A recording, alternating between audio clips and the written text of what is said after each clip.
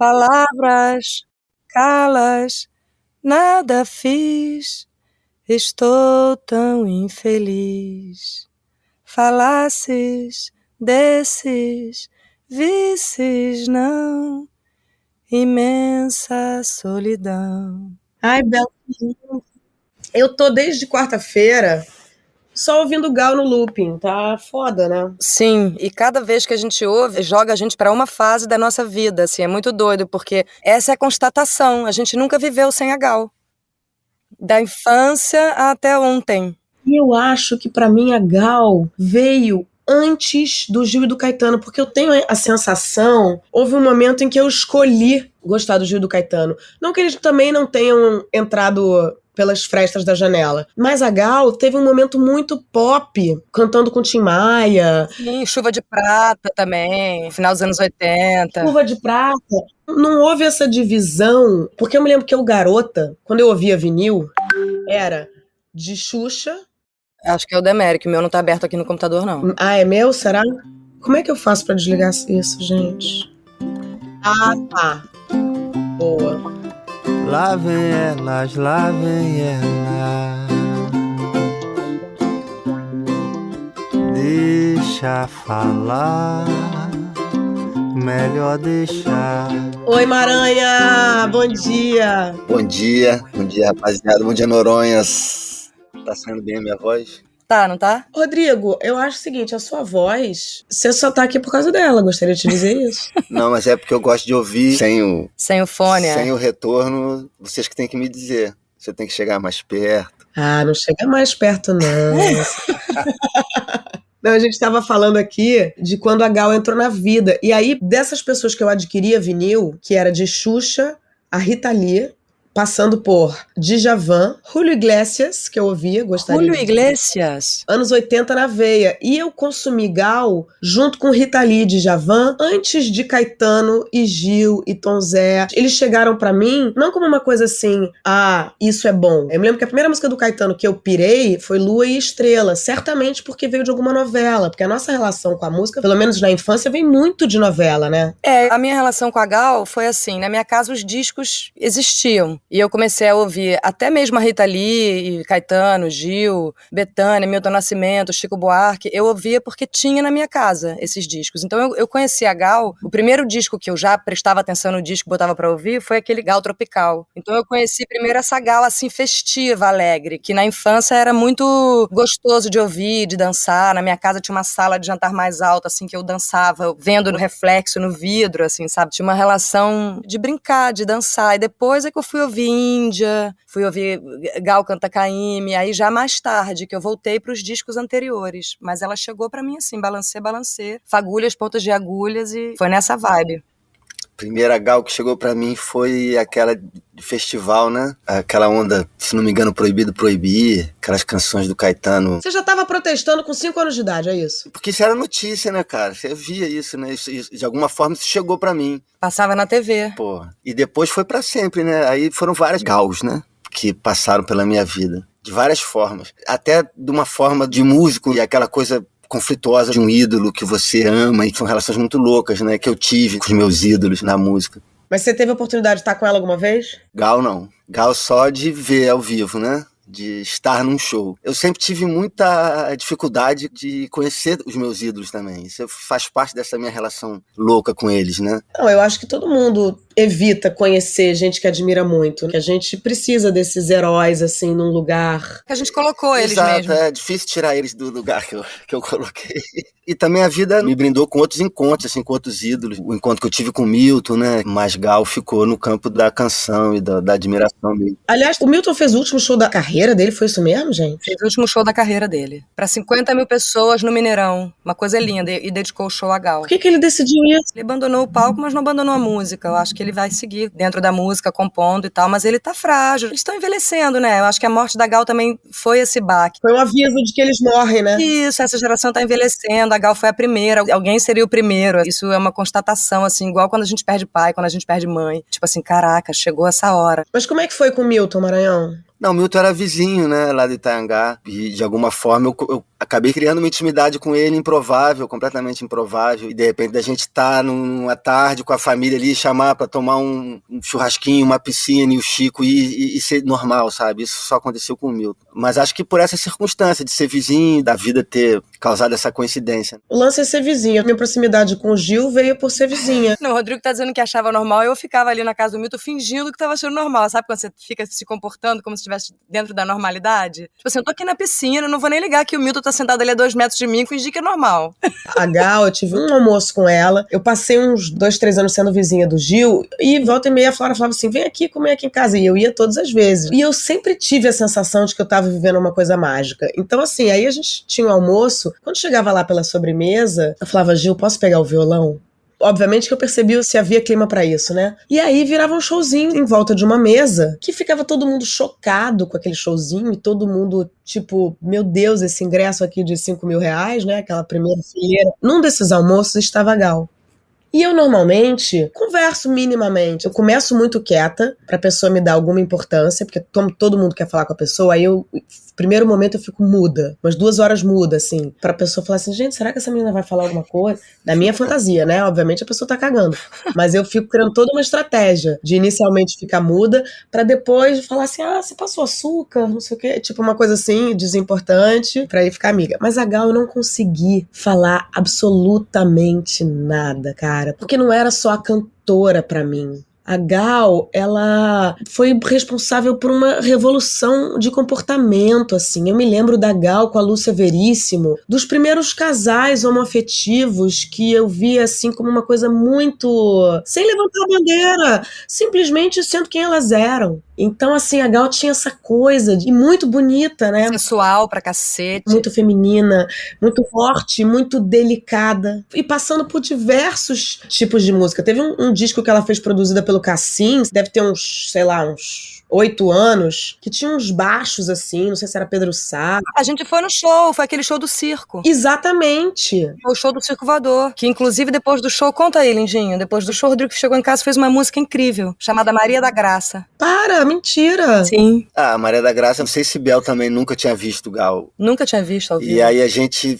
se deu conta disso, né? E aí a Gal tava no circo fazendo esse show com o Bruno no baixo, com os amigos em tinha volta, amigos a banda. perto, assim, uma Gal conversando de novo, né, com a música, com a cena, né? Tinha uma onda rock and roll nesse show, uma onda programação Domênico na batera, assim, amigos queridos com o Gal, assim, foi um show foda. Eu voltei pra casa com a impressão, assim, que eu tomei uma chuva na cara, sabe?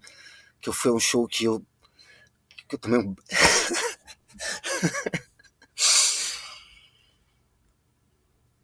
Ah, para, Maranha. Chora aí, o Noronha é legal quando a gente chora.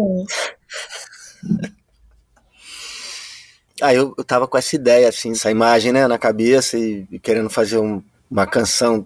Na época eu tinha o meu quartinho de compositor lá no Itaiangá, aí eu fui lá e me tranquei pra fazer essa canção, assim, que às vezes você não pode perder um momento, né, e eu sou muito preguiçoso, perco muita música. Músicas que eu sei que estão chegando, que eu tenho alguma coisa ali, alguma ideia, alguma melodia, mas requer muito trabalho, mas tem vezes que você não pode deixar passar. Aí saiu Maria da Graça, que é essa canção que Bel falou. Que é como? Aqui é assim, teu canto é mar, chuva forte na cara, o amor que eu perdi nesse tempo ruim. Teu corpo é mais, é o acerto de contas de Deus com os simples mortais. Teu pouco é muito e eu não sou nada, apenas um trovador. Nas tuas curvas eu me desfaço e até esqueço essa dor. Maria da Graça. Que lindo. Você botou ela no repertório do teu show do dia 7 de dezembro no Prudential? Essa música tem que estar, né? Vai ser emocionante você contar essa história. E por que eu não tô dirigindo esse show, aliás? Quem é que dirige? Eu tô dirigindo. Tá dirigindo, Bel? Não, mas Não se tá, a Bel não. tá dirigindo, tudo bem. Não tô não. A minha direção é como disse aquela jornalista sobre a Janja, são entre 4 paredes. Gente, vamos falar disso. Para. Pior que Diane Cantanhede é minha amiga, eu tô arrasada, gente.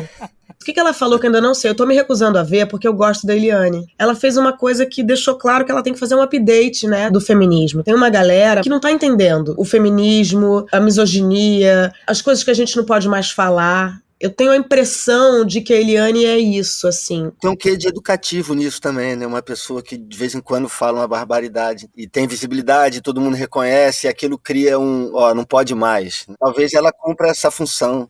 Talvez exatamente. Mas o que ela falou exatamente que eu tô em negação? Ela reclamou do protagonismo da Janja. Ela acha que essa não é a função de uma primeira-dama, aí deu exemplo de algumas primeiras-damas que passaram pelo Brasil, e ela fala da Dona Ruth Cardoso, elogia, eu também tenho vários elogios a fazer a Dona Ruth Cardoso, mas ela fala que a Dona Ruth, sim, ela poderia até ter alguma opinião política, mas ela não se metia, a não ser que fosse entre quatro paredes, na intimidade do quarto do casal, mas que ela não exercia esse protagonismo e ela, na opinião dela, na opinião da Eliane, esse protagonismo atrapalha, incomoda as pessoas. Na verdade, incomoda acho que a ela, né? Porque eu acho que quando uma mulher exerce uma função de protagonismo, de alguma maneira, quem está mais encaixada dentro do patriarcado se incomoda, porque mexe com o lugar de conforto ali que a pessoa está. Não sei se esse é o caso da Eliane, não conheço ela. Imagino que não seja, sei lá, enfim. É difícil opinar sobre isso, mas eu faço às vezes essa leitura. Quando eu vejo uma mulher incomodada com o protagonismo feminino, eu acho que vai nesse lugar, assim, um lugar que ela não se sente no direito de exercer. A Lilia Schwartz escreveu uma coisa maravilhosa, né, falando de fogo amigo. Depois da gente ter vivido 4 anos dessa barbárie, a gente receber fogo amigo é muito ruim. Uma pessoa que supostamente é uma mulher íntegra, como a Eliane, batendo na Janja. E ao mesmo tempo isso é muito comum. Eu tô citando isso porque eu acho que as pessoas fazem isso sem perceber. E essa história pode servir pra gente parar pra pensar. Porque eu não tô livre disso. Muitas vezes eu me incomodo. Hoje em dia eu vejo mulheres mais novas, mulheres de 20 anos, que vão, sei lá, falar de política de top e shortinho. E aquilo de repente me incomoda. Eu falo, por que essa pessoa tá falando de política de top e shortinho? É um empoderamento a mais que elas têm. Essa geração... Esse é um lugar que eu não consegui chegar, e não chegarei. Então, eu preciso ter coragem de falar assim, caramba, podia, e a pessoa me incomoda, e eu nem sei por que a pessoa me incomoda. Então, eu tenho a impressão de que a Janja, o fato dela estar ali do lado do Lula o tempo inteiro, ela pode ser o que ela quiser, né? Se ela quiser ser uma pessoa que fica o tempo inteiro do lado do Lula, e se o Lula acha maneiro, e se o casamento deles é desse jeito, porra, o Lula tem 7-7. Talvez se eu casasse com o Lula, eu também quisesse ficar o tempo inteiro. Ontem teve uma entrevista da Janja no Fantástico, que a Poliana Brita e a Maju Coutinho fizeram. Você viu que ela falou da Ana Estela Haddad? Eu amei. Eu vi. E você sabe que quando o Lula falou, porque ele estava citando a Ana Estela para falar sobre o ProUni, né?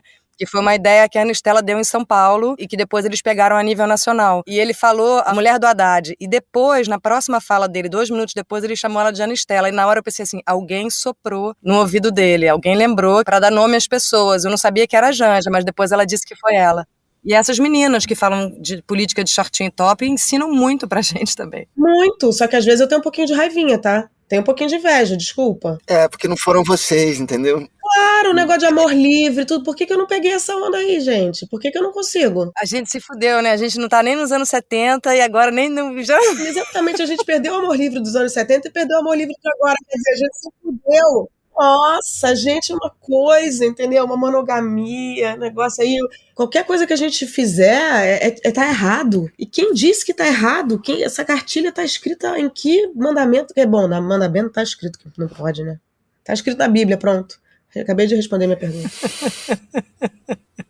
É a culpa cristã. Total. Minha mãe me acordava, dizia que dormir era pecado. Me acordava cedo, abria as janelas. Eu acho engraçado essa coisa da invasão. Não sei se eu vou mudar muito de assunto, mas essa coisa da invasão feminina, né? Muda de assunto, que a gente adora mudar de assunto. Enfim, pra coisa se equilibrar, é necessário uma invasão, porque o território estava totalmente ocupado, né? Pelo inimigo, vamos dizer. É necessário vir de uma forma, às vezes, meio violenta, né? Meio radical. Sim, Aí, por exemplo, narrador de futebol. Quando começou a aparecer meninas narrando futebol, no início, a minha cabeça, assim, a primeira reação foi, como assim? Tô acostumado, desde que eu nasci, que é uma voz, até eu entender que isso é uma forma de preconceito meu, até eu abrir o meu coração para receber aquela novidade no meu mundinho masculino. São processos. Eu fico imaginando que essa coisa do despeito, né? Tem uma raiva da galera que tá conquistando. Tem. O Domingos falava assim, uma inveja que o velho tem do recém-nascido. É uma coisa muito primitiva. O teu momento na festa acabou, tá chegando uma outra galera. Exato. Mas quem vai dirigir seu show, Maranhão? Desculpa, só pra fechar aquela janelinha ali. É o João Mário? Não, eu tô me autodirigindo, por enquanto. Dia 7 de dezembro, no Teatro Prudential, Rio de Janeiro. Estão todos os Noronhas convidados. 7 de dezembro. Outra coisa, gente, eu acabei de fazer aniversário e a gente tá no Apoia-se. E isso aqui é um podcast independente. Então a gente precisa que vocês apoiem a gente. Do mesmo jeito que a gente apoia vocês falando as loucuras que a gente pensa, e vocês falam assim, olha, elas me apoiaram aqui falando essa merda, essas pessoas são muito loucas. Aí você se sente uma pessoa mais tranquila porque a gente é louca, isso de alguma forma te apoia. A gente precisa que vocês apoiem a gente. A gente acha que não dá nada em troca, mas um dia a gente vai dar. A gente quer fazer grupo de WhatsApp. Ah, o chapéu, gente. O chapéu do Noronha. Termina a canção, o músico termina de cantar e... Passa o chapéu. Passa o chapéu. A gente tá no Apoia-se. Como é que é, Bel? Explica aí como que faz pra ir no Apoia-se, apoiar a gente. É apoia.c/Isso Não É Noronha. apoia.c/Isso Não É Noronha. Você pode dar R$10. Se você quiser dar mais reais, pode, Jordano? Pode dar quantos reais quiser. Pode dar mais reais, tá, gente? Foi meu aniversário. Apoia a gente. E dia 7 de dezembro Apoia o Maranhão. tem show no Prudential do Maranhão. A gente vai fazer camiseta com a Tangerina Moon, que é uma marca de camisetas que a gente ama, lá em São Paulo, de duas meninas geniais, que ficaram o tempo inteiro fazendo a campanha do Lula nas camisetas, não tiveram nenhum medo de se posicionar. E, gente, eu tenho que ir embora, porque tá tocando a campainha aqui. Ganhei uma mesa de jantar. Olha que coisa maravilhosa, gente, porque eu tava sem mesa de jantar. Eu até dei aquela mesa de jantar pra vocês, depois quando eu vim pra cá, eu falei, gente, eu tava precisando daquela mesa de jantar de volta. Só que a mesa de jantar tava tão bem na casa de vocês, e na minha ela ia ficar pequena. Ia ficar pequena. Aí coloquei como chama aquilo? Cavalete, com um vidro em cima e tava me virando. Mas hoje, gente, eu vou ter mesa de jantar. E o pessoal da mudança acabou de chegar aqui com a mesa de jantar, que era do meu pai, que morreu há 10 anos. Pra vocês verem que às vezes as coisas demoram. Vai ser ótimo, amiguito, porque aquele cavalete ali, vamos combinar, ele era bonito, mas ele sobrava da mesa, eu topei ali umas 14 vezes. E você não tem como colocar o pé embaixo, né? Isso, eu esquecia, botava, topava. Exatamente. Dei vários chutes naquele cavalete. Eu tinha pensado em Honey Baby pra terminar. Mas ele não já fez o Baby? Não, foi outra. É outra. Ela tá falando de vapor barato, né? Sim, minha Honey Baby. E vocês viram no Fantástico ontem o Jazz Macalé falando que tinha o pier em Ipanema, né? Aquele lugar da praia, as pessoas falavam que eram as dunas da Gal. Quer dizer, a Gal, além de tudo, ela foi uma Leila Diniz. Ela teve essa coisa de comportamento. A gente tem que botar no Spotify, realmente, as músicas do Noronha. Foi lindo, né? O Rodrigo acabou de fazer Vocês ouviram? Todos os Noronhas ouviram o Rodrigo cantando Baby? Que é a coisa mais linda do mundo. Mas eu tinha pensado de você terminar com Vapor Barato só porque eu achei que Isso Não É Honey Baby era um bom título pro episódio. Você tinha pensado em outra? Eu tinha pensado numa que eu vi o Caetano também falando, né? Que era aquela Minha Voz, Minha Vida. Que é como? Que é minha voz, minha vida, meu segredo e minha revelação, minha luz escondida, minha bússola e minha desorientação. E por aí vai, né? É linda, eu acho linda. Nossa. Minha voz, minha vida, meu segredo e minha revelação, minha luz escondida, minha bússola e minha desorientação. Se o amor escraviza, mas é a única libertação. Minha voz é precisa, vida que não é menos minha que da canção. Por ser feliz, por sofrer, por esperar eu canto. Pra ser feliz, pra sofrer, pra esperar eu canto. Meu amor,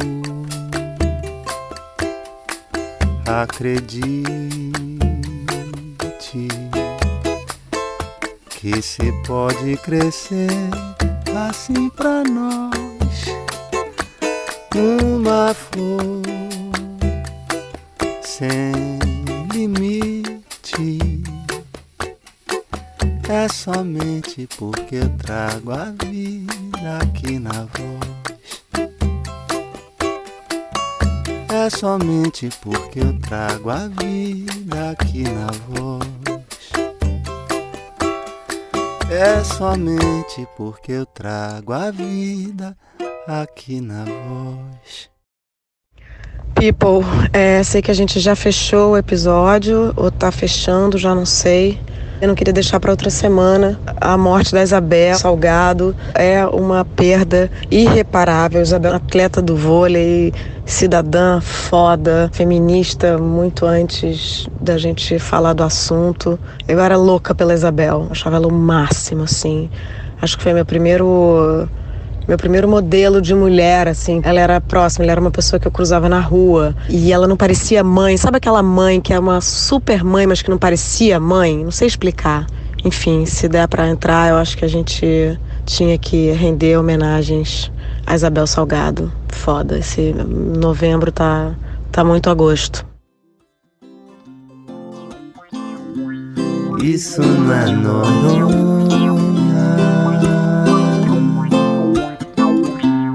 Isso não é Noronha.